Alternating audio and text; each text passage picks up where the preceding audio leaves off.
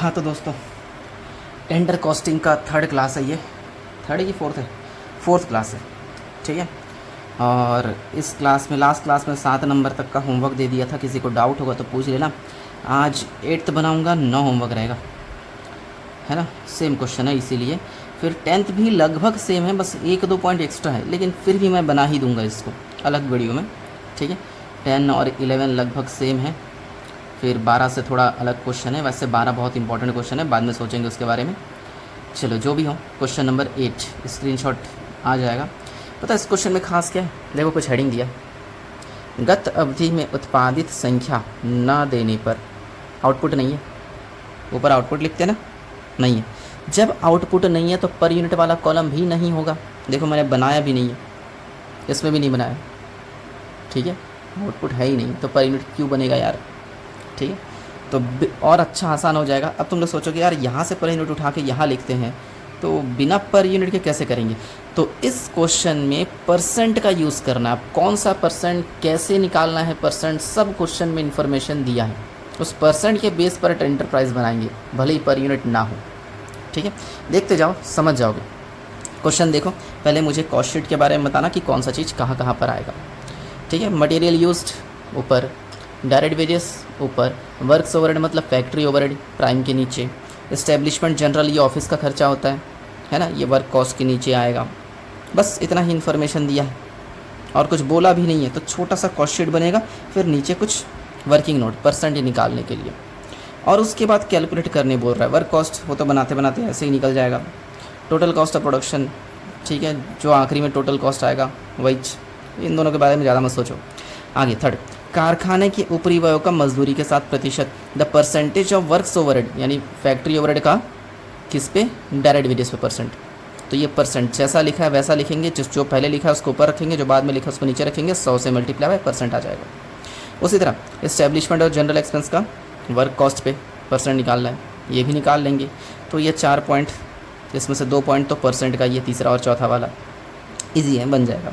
फिर एक ऐसी मशीन बनाने का, एक यानी यहाँ का आउटपुट 1। अब ज़रा सोचो, किसी भी चीज़ को अगर 1 से डिवाइड करेंगे तो उतना ही तो आना है, ठीक है ना।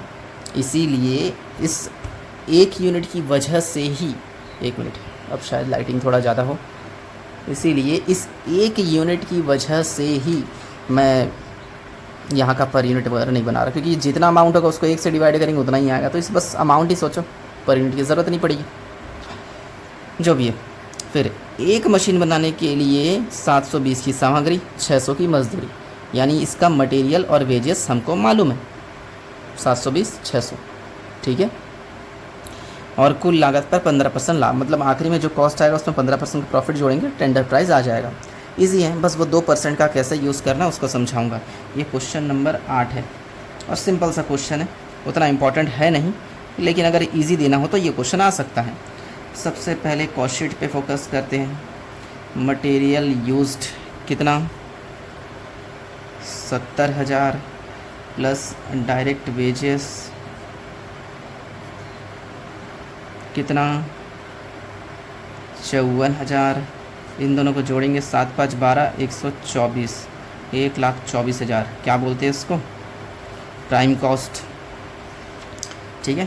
प्राइम कॉस्ट के बाद इस क्वेश्चन का वीडियो थोड़ा छोटा होगा, है ना, अच्छी बात है।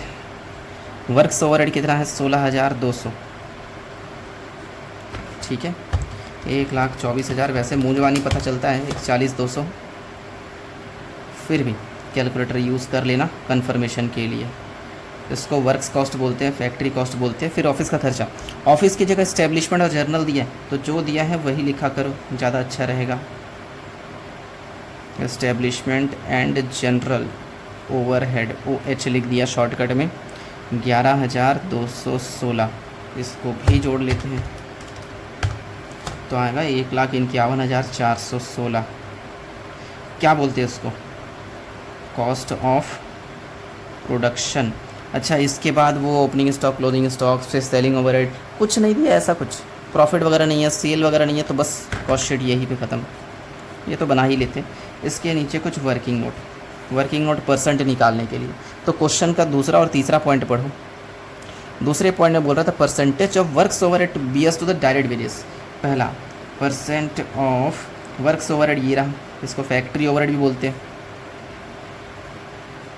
वर्क्स ओवरहेड ऑन वेजेस या डायरेक्ट वेजेस जो भी लिखो। जो पहले लिखा है उसका अमाउंट ऊपर रखेंगे, जो बाद में लिखा है उसका अमाउंट नीचे रखेंगे और 100 से मल्टीप्लाई। तो वर्क्स ओवरहेड 16,200 ऊपर रहेगा डिवाइड बाय डायरेक्ट वेजेस 54,000 नीचे रहेगा और परसेंट निकालने के लिए 100 से इंटू। तो 16,200 डिवाइड बाई 54,000 30% आ रहा है।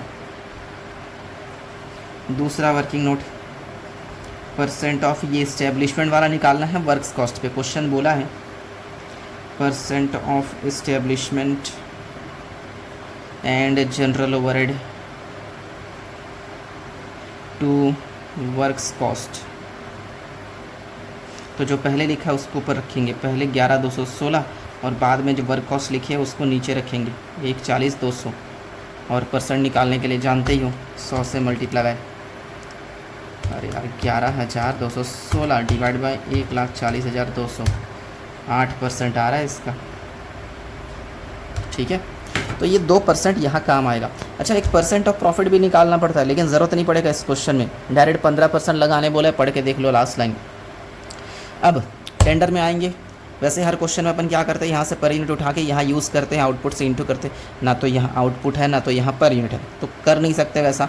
तो क्वेश्चन में जैसा जैसा इन्फॉर्मेशन दिया उसको बस छापते जाओ। बोल रहा है कि टेंडर बनाते वक्त अपन मटेरियल और लेबर का यूज़ करेंगे 1 यूनिट के लिए, मटेरियल और वेजेस का।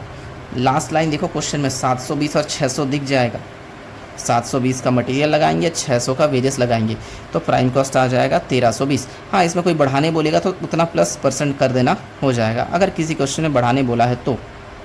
ये प्राइम कॉस्ट आ गया। इसके बाद क्या जोड़े थे अपन, वर्क्स ओवरहेड था ना, या फैक्ट्री ओवरहेड, जो भी लिखना चाहो। अब ज़रा ध्यान से सुनना, वर्क्स ओवरहेड यहाँ पे था 16,200, लेकिन यहाँ के बारे में कोई इन्फॉर्मेशन नहीं दिया है, लेकिन देखा जाए तो इन्फॉर्मेशन हम परसेंट के ज़रिए सोच सकते हैं। कैसे, वर्क्स ओवरहेड जो है 30% है वेजेस का, ऐसा बोल सकते हैं। वर्क्स ओवरहेड 30% किस पे है, वेजेस पे।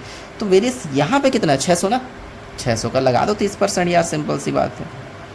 600 का 30%, 6 × 18 180, 1320 और 180 होता है अपना 1500। इसको क्या बोलेंगे, वर्क्स कॉस्ट। अब इसमें जोड़ेंगे वही इस्टेब्लिशमेंट और जनरल।